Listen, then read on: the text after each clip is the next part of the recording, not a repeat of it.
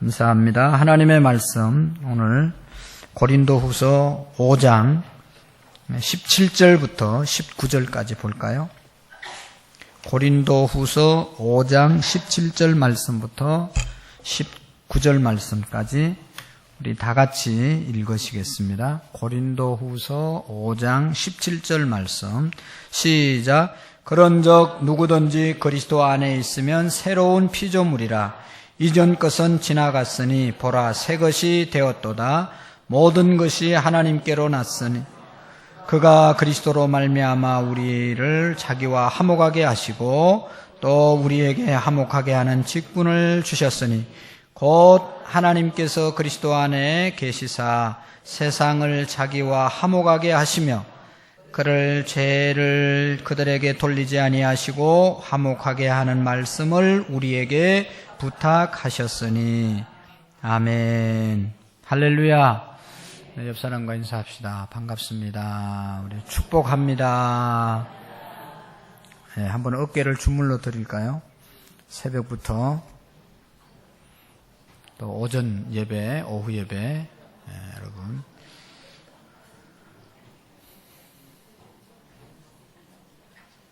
감사합니다.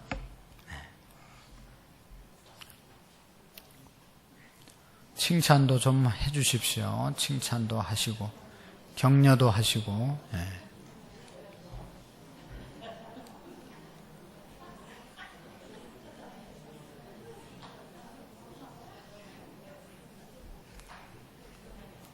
그림을 먼저 보여주십시오.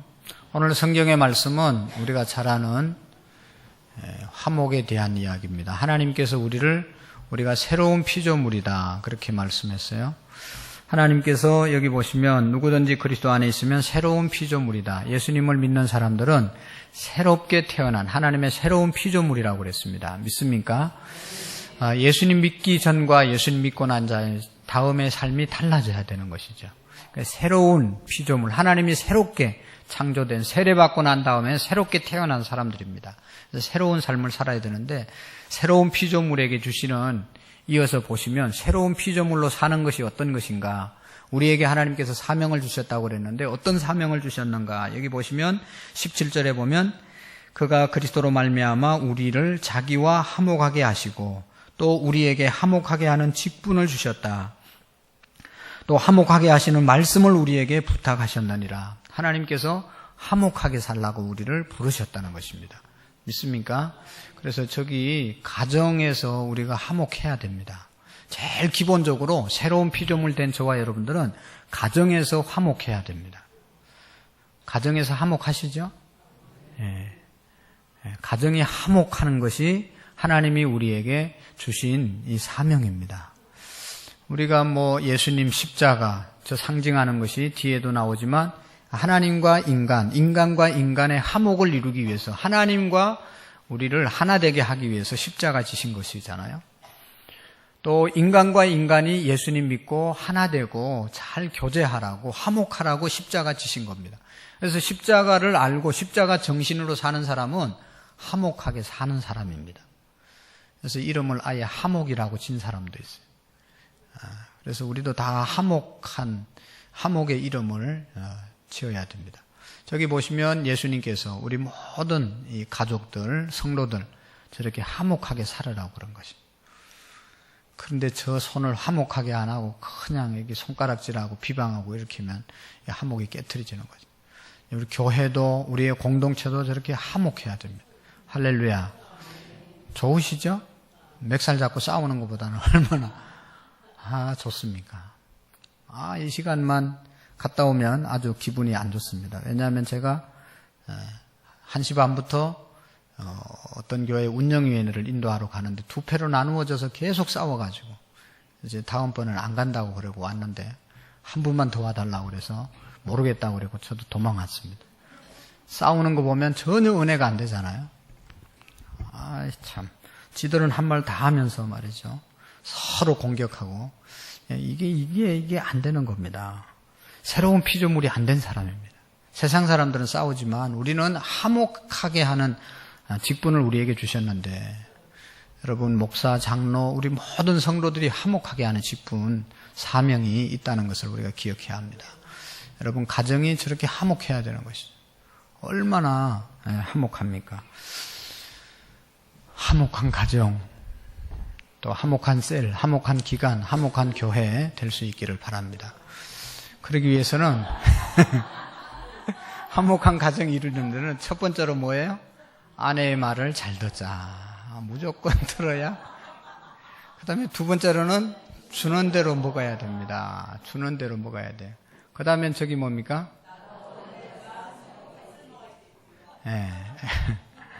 싸우지 말고 주는 대로 먹고 아내 말 잘 듣고 남편 말 잘 듣고 그렇게 살아야 화목하게 살 수 있습니다.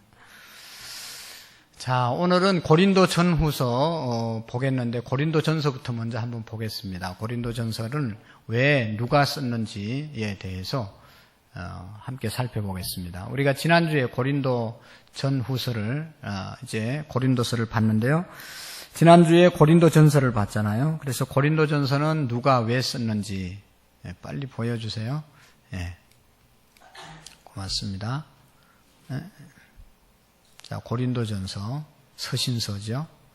고린도전서 나왔습니다. 누가 왜 썼는지, 누가 썼는지 한번 볼까요? 사도 바울이 썼습니다. 사도 바울 선생님이 쓴 증거가 고린도전서 1장 1절에 있죠. 시작. 하나님의 뜻을 따라 그리스도 예수의 사도로 부르심을 받은 바울과 형제 소서되는 아멘. 사도 바울이 13권의 서신서를 썼는데 쓸 때마다 거의 같은 형식으로 쓰는데 그 중에 하나가 뭔가 하면 자기를 소개합니다. 먼저 자기를 소개하는데 자기 소개하는 데 있어서 저기 보면 뭐라고 합니까? 하나님의 뜻을 따라 예수 그리스도의 사도로 부르심을 받았다. 하나님의 뜻을 따라서 내가 사도가 되었다. 얼마나 중요한지 모릅니다. 자기 정체성에 대해서 분명한 정체감이 있는 거예요. 내가 어떻게 해서 그리스도인이 됐냐? 내가 어떻게 해서 목사가 됐냐? 내가 어떻게 해서 권사가 됐냐? 하나님의 뜻으로 말미암아 됐다. 이 확신이 있는 사람은 사명을 감당할 수가 있어요. 그런데 이게 헷갈리면요, 이게 흔들리면 내가 목사인지 하나님의 부르심을 받은 사명자인지 아닌지 이렇게 되면 이게 어려워지는 겁니다. 오늘 오전에 말씀을 드렸죠. 고린도 후서는 사도 바울의 사도권에 대해서 대항하는 사람들에게 있어서 나는 사도라고 하는 것을 분명하게 알려주고 복음을 분명히 알려주기 위해서 고린도 후서를 썼다고 그랬어요. 그래서 고린도 후서에서도 마찬가지예요. 나는 하나님의 뜻을 따라서 사도가 되었다. 갈라디아서에서 이제 계속 얘기하고 나는 사람들에 의해서 예수님의 종이 된 사람이 아니다. 하나님의 뜻을 따라서 하나님의 예수님의 종이 되었다. 그런 거로 하나님의 말씀을 전하는 사람이고 하나님의 뜻을 받드는 사람이다 라고 하는 자기의 정체성이 분명하게 갖고 살았던 사람이 사도 바울입니다. 여러분 어떤 일이 있더라도 하나님이 우리를 부르셨음을 믿으시기를 바랍니다. 하나님이 우리를 하나님의 자녀로 부르셨다. 하나님이 부르셨다. 금요일에 철야 때도 마찬가지 말씀을 드렸죠. 마띠아 예수님의 12제자 중에 가룟 유다가 예수님 배신해서 이제 제 갈 길로 가버리고 배가 터져서 죽고 난 다음에 사도를 보충하잖아요. 그때 보충할 때도 하나님이 부르신 자, 하나님의 뜻에 합당한 사람, 하나님이 부른 자를 세웠던 것을 볼 수가 있습니다. 그러니까 우리가 하나님 앞에 이 자리에 있는 것은 하나님이 불렀던 것이, 하나님이 불러주신 것이지 우리의 마음대로 온 것이 아니라는 것을 우리가 기억해야 합니다. 자, 그 다음에 두 번째로 누구에게 썼습니까? 대상이 고린도 교회, 수신자는 고린도 교회입니다. 한번 읽어볼까요? 시작. 고린도에 있는 하나님의 교회 곧 그리스도 예수 안에서 거룩하여지고 성도라 부르심을 받은 자들과 또 각처에서 우리 주 곧 그들과 우리의 주 되신 예수 그리스도의 이름을 부르는 모든 자들에게 아멘. 이 고린도 전후서는 누구에게 썼는가 하면 고린도에 있는 교회, 교인들에게 썼을 뿐만 아니라 여기 보면 우리의 주 되신 예수 그리스도의 이름을 부르는 모든 자들, 예수 그리스도를 주님으로 부르는 모든 자들에게 주신 내용입니다. 그래서 어떻게 보면 성경은 다 그렇죠. 그 당시에 준 사람, 그 당시에 대상이 있었지만 또 예수님을 믿는 모든 사람들에게 주신 말씀이 성경이죠. 자, 낮에도 말씀을 드렸지만 고린도 교회가 어떤 도시인지를 우리가 아는 것이 중요하다고 그랬습니다. 한번 쭉 읽어보겠습니다. 시작. 고린도는 주전 146년 로마인들에 의해 멸망되기 전까지 고대 헬라의 주요 도시였다. 줄리어스 시저가 주전 46년에 로마의 식민지로 다시 세워 성장하고 번영했다. 아가야 지방의 수도였다. 바울 시대의 고린도는 필레포네소스의 중심 도시였다. 세계적인 상업 문화는 타락하였고 우상 숭배로 떠들썩한 도시였다. 그러니까 한마디로 말하면 고린도라고 하는 도시는 그렇게 좋은 도시, 어떤 윤리적으로 도덕적으로 깨끗한 도시가 아니었다는 것이죠. 한번 계속 읽어봅니다. 시작. 이 도시는 사단과 사원들로 가득했다. 가장 두드러진 것은 에코로 고린투스라고 불리는 1800피트나 되는 갑의 꼭대기에 있는 아포토로된 신전이다. 이 여신이 숭배자들은 1000명의 히에둘리 신전 전속 창녀들을 마음대로 이용했다. 쾌락 추구자들은 휴일에 도덕적인 것으로부터 벗어나 돈 쓰기 위해 고린도로 왔다. 그러니까 이 아주 고린도라는 교회는 도시는 아주 골치 아픈 도시입니다. 그래서 고린도라고 졌는지도 몰라요. 골치 아픈 도시. 너무 이게 나쁜 짓을 많이 하는 도시입니다. 자, 낮에 얘기했으니까 그 다음에 사 읽어봅시다. 시작.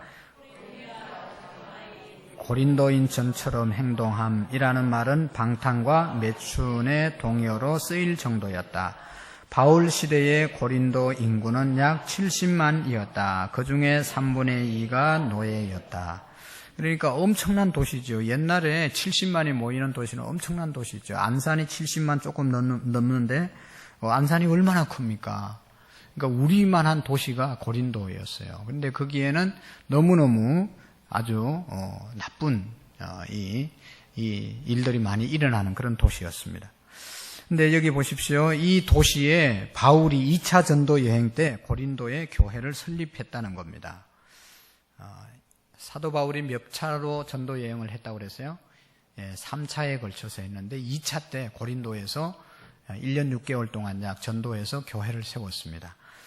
고린도 교회에 대한 이야기를 한번 보겠습니다. 시작. 마게도냐에서 핍박 때문에 바울이 남쪽으로 아덴으로 피했고 다시 그곳에서 고린도로 갔다.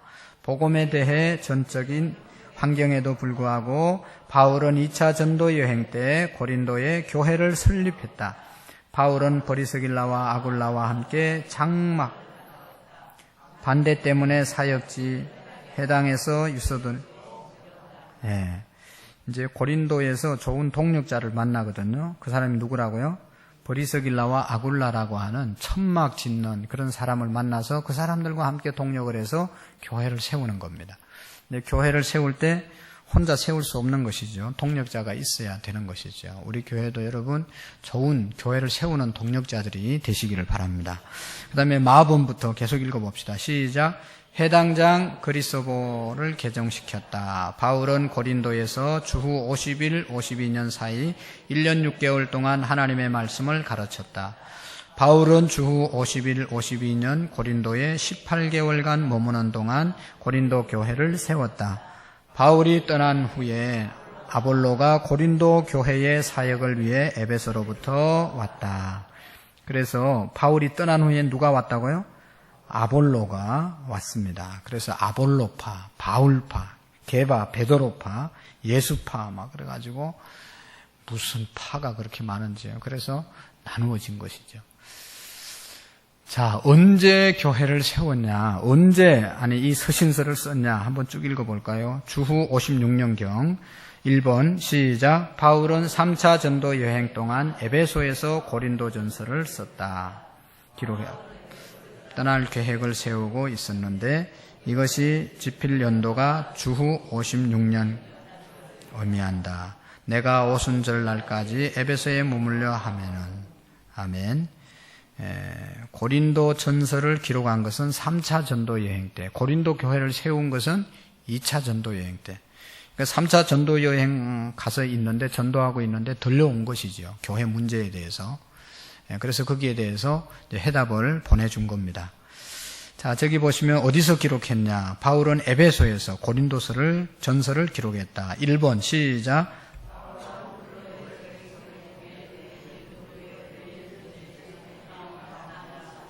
자, 2번 시작. 교회는 3명의 대표들.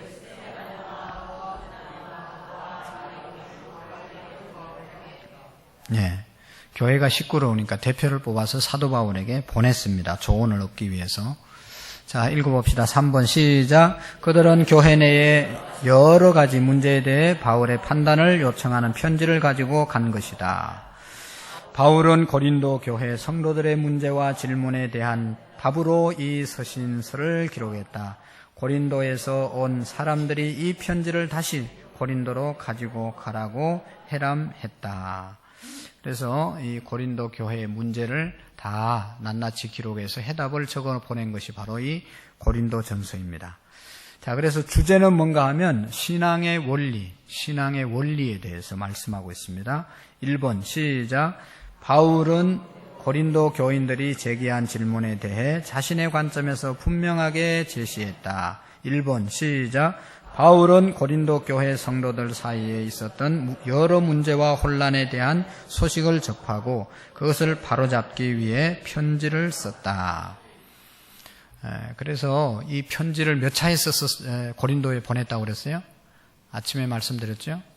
3번 써서 1차, 2차, 3차를 써서 보낸 겁니다. 그 1차 편지가 고린도 전서라고 그랬어요. 하나도 안 들은 것처럼 가만히 앉아있으면 어떡하세요? 자, 그 다음 2번에 대해서 시작. 뭐뭐에 대하여 라는 표현을 사용해 주제들을 직접적으로 언급했다. 바울은 영적 아버지로서 고린도 교회 성도들에게 매로 나가지 않게 되기를 당부했다. 내가 너희를 부끄럽게 하려고 이것을 쓰는 것이 아니요 오직 너희를 내 사랑하는 자녀같이 권하려 하는 것이라.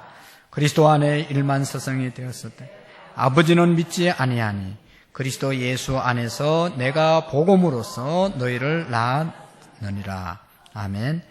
그래서 이 사도 바울이 고린도 교회에 문제가 많다는 얘기를 들었지만 가가지고 막 잘못한 사람 불러놓고 매질을 하고 싶지만 매로 가지 아니하고 하나님의 사랑으로 너희들에게 가기를 원한다. 그래서 그렇게 편지를 보냈을 때 감동받은 사람이 있다고 그랬죠. 그래서 회개한 사람들이 있었습니다. 아, 우리가 이렇게 하면 안 되지, 교회에서. 그리고 하나님 믿는 사람으로서 이렇게 살면 안 되지. 회개하고 돌이킨 사람들이 있습니다. 그런데 네가 뭔데 이런 얘기 하냐고 대항하면서 네가 사도냐, 진짜로 사도냐, 사도권에 대해서 오히려 대항한 사람이 있다고 그랬죠. 그래서 내가 분명히 사도다라고 하는 것을 이제 주장하면서 쓴 내용이 뭐런 책이라고 그랬죠? 고린도 후서라고 그랬습니다. 고린도 후서는 사도 바울의 사도권을 주장하면서 썼던 그런 책입니다. 자, 나번 읽어봅시다. 시작. 그리스도의 십자가는 성도를 변화시켜 주변 세상과 다른 민족, 다른 공동체를 만든다. 쭉 읽어봅시다. 시작. 바울은 고린도 교인들이 아직 당시 고린도 사람들 사이에 유행했던 모든 것이 내게 가하다라는 말을 따라 산다는 걸 잘 알았다. 고린도 전서에서는 바울의 이 표현이 4번이나 썼다. 그처럼 고린도에 살고 있는 하나님의 백성들이 그리스도인이라기보다는 고린도인에 더 가깝게 살았지만 바울은 계속해서 새로운 삶의 길을 따라 살기를 요구했다. 절대로 포기하지 않았다. 하나님도 그렇다. 하나님은 절대로 하나님의 자녀를 포기하지 않으시다. 아멘. 여기 보면 모든 것이 가하나, 모든 것이 가하나. 사도 바울은 모든 것이 가하다고 그랬습니다. 예수님 안에서 모든 것을 할 수 있다고 그랬어요. 그렇지만 내가 스스로 안 한다고 그랬습니다. 시험들, 이제 제사를 지나는 시간들 또 다가오는데 제사 음식을 먹어야 되냐 안 먹어야 되냐 이거 가지고 고린도 교인들이 아주 논쟁이 크게 붙었거든요. 먹어서 안 된다 파, 또 먹어도 된다 파 나누어졌어요. 그래서 사도 바울은 뭐라고 했는가 하면 먹어도 되고 안 먹어도 되고 먹는 것도 가하고 안 먹는 것도 가하다. 왜냐하면 그거 먹는다고 뭐 잘못됩니까? 물론 귀신에게 제사를 드렸던 것 먹는 거 부정하다. 그거 먹으면 은혜스럽지 않다. 그래서 안 먹는 파예요. 그런데 먹는 파는 아니 이게 뭐 제사를 드렸어도 먹으면 그만이지. 이게 뭐 먹었다고 제사 지냈다고 여기 뭐 귀신이 드륵드륵 붙어가지고 무슨 뭐 역사가 일어나는 것도 아니고 배고프면 먹어도 된다. 모든 먹는 것은 은혜로 감사함으로 먹으면 버릴 것이 없다. 그런 성경의 말씀도 있잖아요. 그래서 먹는 파. 안 된다. 그 귀신한테 제사 드린 제물인데 안 먹는 파 나누어졌어요. 근데 사도 바울은 먹어도 괜찮고 안 먹어도 괜찮고 모든 것이 가하다. 감사함으로 먹으면 된다. 그거 가지고 먹고 안 먹는 것 가지고 싸우는 것보다는 이것도 가하고 저것도 하고 싸우는 것이 나쁜 것이지 먹고 안 먹고가 별로 중요한 게 아니다. 이걸 먹어서 믿음이 약한 사람들이 보고 시험에 들 것 같으면 안 먹고 그거 먹어서 뭐 어떠냐 음식인데 다 괜찮고 이해하는 사람이 있으면 먹고 할렐루야 그러면 되는 겁니다. 여러분 뭐 그런 거 많이 있잖아요. 술을 먹어야 되냐 말아야 되냐. 목사가 술 먹어야 됩니까 안 먹어야 됩니까? 그 뭐 안 먹어도 되고 먹어도 되고 그런 거죠. 근데 중요한 것은 술 먹는 거 그거 보고 막 시험 들고 교회가 막 분란이 일어나고 그러면 절대로 안 먹어야죠. 그렇지만 이거 약으로 먹으십시오. 약. 이게 뭐 약이잖아요. 먹으면 소화도 잘 되고 뭐 어쩌고저쩌고 좋은 점 막 얘기하면서 다 동의해서 먹으라고 그러면 그거 먹는다고 무슨 문제가 됩니까? 몸에 유익하면 먹을 수도 있는 거예요. 그거 먹는다고 지옥 가고 그거 안 먹는다고 뭐 천국 가고 그런 거 아니에요. 모든 것이 가하지만 하나님의 영광을 위해서 덕이 안 되는 건 내가 안 하고 덕이 되는 것은 내가 한다. 또 이 고린도전서에 보면 결혼하는 것이 좋습니까? 결혼 안 하는 것이 좋습니까? 결혼하는 파와 결혼 안 하는 파가 또 나누어서 또 싸웠어요. 뭐 열심히 싸웠어요. 아니 예수님 올 날이 얼마 안 남았는데 결혼해서 어떡하냐? 결혼하면 안 된다. 막 결혼 반대파. 아니 그래도 하나님이 생육하고 번성하라고 그랬는데 결혼해서 빨리 자녀들 많이 놓고 빨리 결혼해야지 왜 결혼을 안 하냐? 또 결혼 찬성파 나누어진 거예요. 그래서 사도 바울에게 물었잖아요. 결혼하는 것이 옳습니까? 안 하는 것이 옳습니까? 여러분 어떤 것이 옳아요? 네, 결혼해도 되고 안 해도 되고 결혼 안 해가지고 죄짓고 정욕이 부릴 듯이 일어나서 죄짓고 돌아다닐 것 같으면 빨리 결혼하고 그래서 자식 많이 놓고 결혼 안 해도 주님의 일에 열심히 매진할 수 있고 사명 감당할 수 있으면 결혼하지 말고 살고 할렐루야. 이것도 저것도 아니면 그냥 그렇게 살고 뭐 결혼한다고 무슨 뭐 잘못되고 결혼 안 한다고 해서 잘못되고 그런 거 아니라는 것입니다. 오직 하나님의 영광을 위해서 모든 것이 우리 그리스도인들에게 있어서는 가합니다. 그러니까 남에게 시험 주고 남에게 덕이 안 되는 것은 우리 스스로 절제하고 그거 한다고 뭐 잘못되는 거 아니에요. 다른 사람 위해서 또 나 자신을 위해서 안 하는 거지. 우리 한국교회에서 좋은 점들이 뭔가 하면 바로 이 술, 담배 안 하는 것 이게 우리 한국교회 선교에 있어서 아주 방해거리도 많이 있었지만 참 좋은 그 당시에 선교사들이 와서 보니까 이게 뭐 우리 옛날 어른들 그렇잖아요. 뭐 이게 겨울 되면 우리 옛날 시골에도 농사 조금 지어놓고 겨울 내 술 먹고 노는 거예요. 노름하고. 그러니까 이게 일어날 수가 없는 거예요. 잘 살아질 수가 없는 거예요. 그러니까 선교사들이 볼 때 우리 이 조선 땅에 살려면 술 먹으면 안 되겠다. 예? 담배도 그게 얼마나 몸에 안 좋고 나쁘니까 이게 술, 담배 하면 안 되겠다. 그래서 금기사항으로 그냥 그렇게 한 거지 성경에는 이거 먹으면 지옥 가고 구원받지 못하고 그런 거 없어요. 근데 지금도 여러분들이 할 수 있어요. 그거 먹는다고 뭐 믿음 좋고 그거 안 먹는다고 믿음 나쁘고 그런 거 아니에요. 그렇지만 예? 장로 목사가 돼가지고 담배를 뻑뻑 피운다. 그러면 얼마나 놀라겠어요, 성도들이. 당장 쫓아낼걸요? 안 쫓아내면 뭐 그게 좋으면 하면 되는 거죠. 근데 아무런 유익이 없으니까 안 하는 거죠. 그러니까 우리가 그런 수준의 신앙생활은 넘어서야 되는 것입니다. 고린도 교회처럼 그렇게 요거냐 저거냐. 그게 아니고 하나님의 영광을 위해서 먹을 수도 있고 안 먹을 수도 있고 할 수도 있고 안 할 수도 있고 취할 수도 있고 안 취할 수도 있고 하나님의 영광을 위한 것이면 다 먹든지 마시든지 무엇을 하든지 다 하나님의 영광을 위해서 해야 되는 것입니다. 할렐루야. 그러면 이제 헷갈리겠죠, 여러분. 우리나라는 흑백 논리를 좋아하잖아. 이것이면 이것이고 저것이면 저것이지. 이것도 좋고 저것도 좋은 게 어디 있냐. 그래가지고 막 박터지게 싸우잖아요. 여러분 하나님 안에서 하나님의 영광이면 하고 하나님께 영광 은혜가 안 되면 안 하면 되는 겁니다.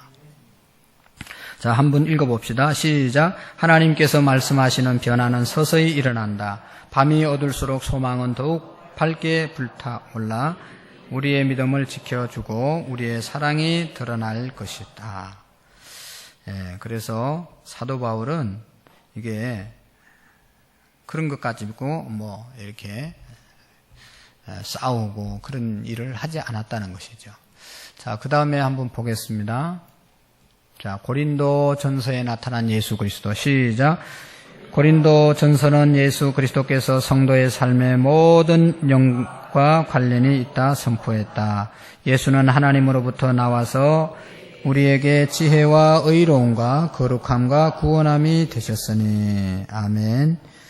모든 삶에 예수님이 나타났습니다. 그 다음에 핵심 구절 고린도전서 6장 19절 20절 시작.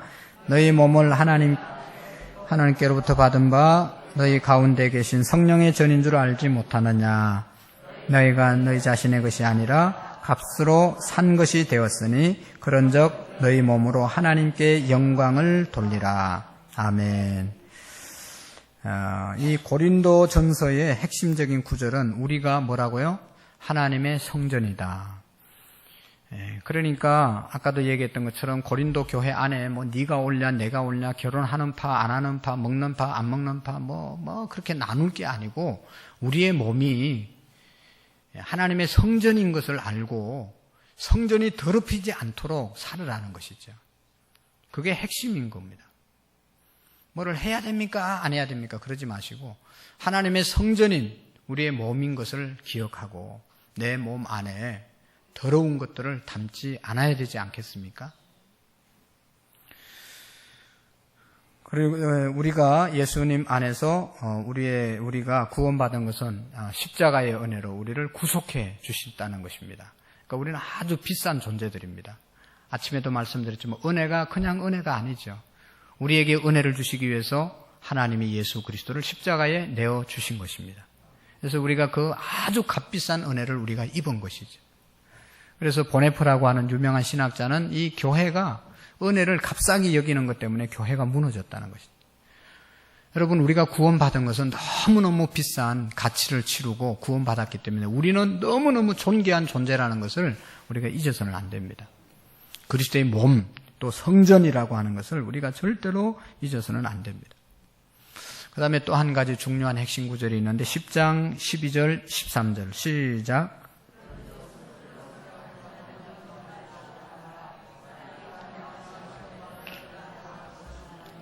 오직 하나님은 미쁘사 너희가 감당하지 못할 시험 당함을 허락지 아니하시고 시험 당할 점 또한 피할 길을 내사 너희로 능히 감당하게 하셨느니라. 아멘.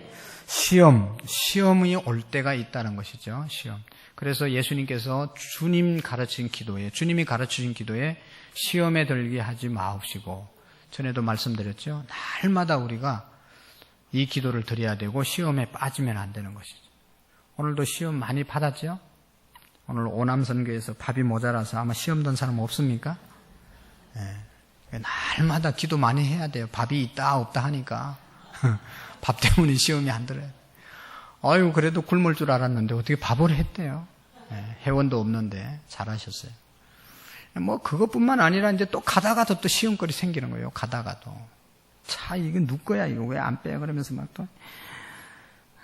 그런데 여러분, 아무리 큰 시험이라도 감당할 수 있는 시험입니다. 우리가 다 감당할 수 있는 시험이에요.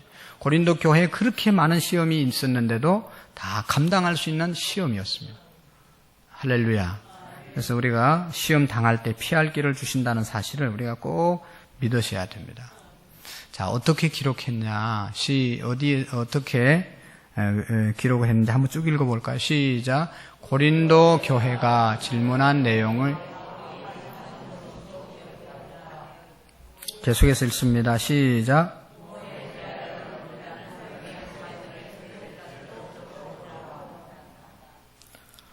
다 읽었죠? 그 다음에 마지막으로 왜 기록을 했냐? 기록 목적. 시작. 바울은 고린도 교회 성도들 사이에 있었던 여러 문제와 혼란한 대한 소식을 접하고 그것을 바로잡기 위해 이 편지를 썼다. 초대교회 문제점에 대해 고린도전서만큼 잘 보여주는 서신은 없다. 꾸밈 없고 진지하고 소박하게 고린도 교회 안에 있는 사회적, 도덕적, 영적 문제를 다루고 있다. 그래서 문제를 해결하려고 할 때 이제 고린도전서 10장 아까 말씀을 드렸는데 한번 찾아보시겠습니다. 10장 31절을 한번 찾아보실까요? 10장 31절 대로 우리가 기준을 삼아야 됩니다. 해야 됩니까? 말아야 됩니까? 어떻게 해야 됩니까? 그렇게 물을 때 답이 이겁니다. 31절 시작. 그런즉 너희가 먹든지 마시든지 무엇을 하든지 다 하나님의 영광을 위하여 하라. 아멘. 우리가 못할 게 뭐 있어요? 다 해도 괜찮습니다. 그러나 하나님께 영광이 되면 안 해야 되는 것이죠. 믿습니까? 그래서 사도 바울은 고린도 교회의 모든 문제들을 낱낱이 잘 얘기해 줬어요. 마지막으로 시작. 고린도 전서는 신약 교리에 중요한 공헌을 했다. 고린도 전서는 교회의 조직, 영적인 은사들의 역할, 부활과 같은 교리에 대해 가르친다. 그래서 여러분 이제 고린도 전서 후서를 좀 많이 읽어보시면 교회 생활을 어떻게 해야 될 것인지에 대해서 잘 알 수가 있습니다. 그래서 우리가 먹든지 마시든지 무엇을 하든지 하나님의 영광을 위해서 하고 또 하나님이 주신 은혜 이것을 헛되이 받지 않는 그런 우리의 믿음이 되시기를 바랍니다. 기도하겠습니다. 좋으신 하나님 아버지 감사합니다. 하나님께서 우리에게 수많은 은혜를 주셨는데 하나님 아버지 이 은혜를 잊지 않게 하시고 특별히 새로운 피조물로 우리를 삼아주셨는데 피조물 된 이후에 우리의 사명, 화목해 하는 사명을 감당할 수 있도록 도와주옵소서.